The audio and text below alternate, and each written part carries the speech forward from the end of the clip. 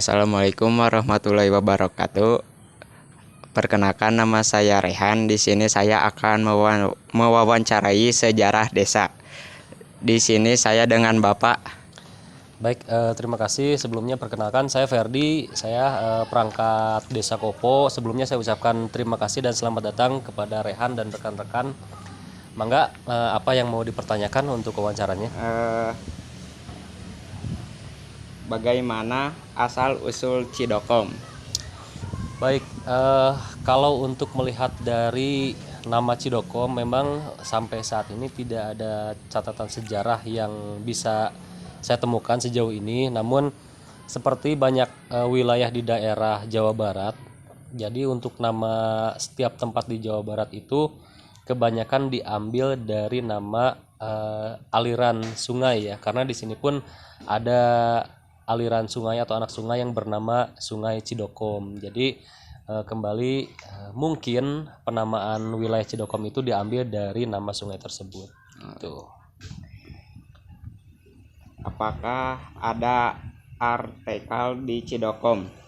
Artefak ya, maksudnya artefak ya? Ya, Artefak di daerah Cidokom sampai saat ini saya pribadi belum pernah mendengar ada temuan dari artefak di wilayah Cidokom, karena di daerah Desa Kopo ini kalau untuk penemuan artefak tidak ada, paling hanya ada peninggalan berupa makam-makam keramat saja gitu.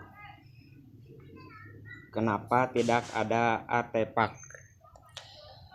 Artefak itu biasanya ditemukannya itu di lokasi yang notabene lokasi tersebut pada zaman dahulunya digunakan sebagai tempat peribadatan. Kemungkinan jika kita melihat dari sejarah, wilayah Desa Kopo ini bukan merupakan sebuah tempat peribadatan orang zaman dulu ya. Jadi tempat ini mungkin dari dahulunya itu adalah merupakan lahan perkebunan, sehingga tidak ditemukan adanya artefak. Begitu. Bagaimana apa yang pernah terjadi di Cidokom saat masa penjajahan?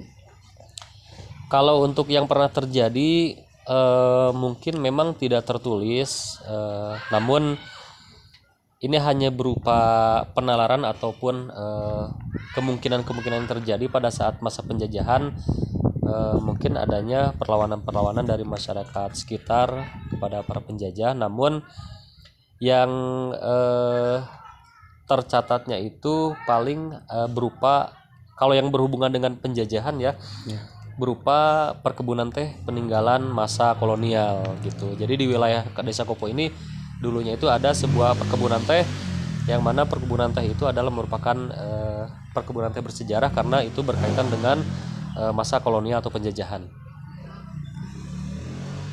Siapa tokoh pahlawan di Cidokom?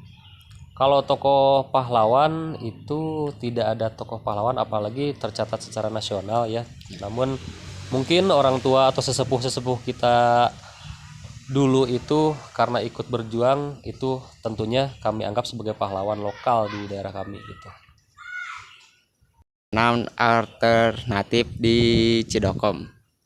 Kalau untuk makanan paling sama pada dasarnya seperti makanan-makanan masyarakat Sunda zaman dulu ya, berupa dari mungkin singkong-singkongan, umbi-umbian seperti itu masa izin, jadi makanan itu berupa dari olah-olahan umbian gitu. Jadi makanan seperti masyarakat Sunda biasa itu.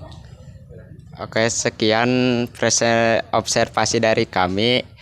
Mohon maaf bila ada kesalahan. Wassalamualaikum warahmatullahi wabarakatuh.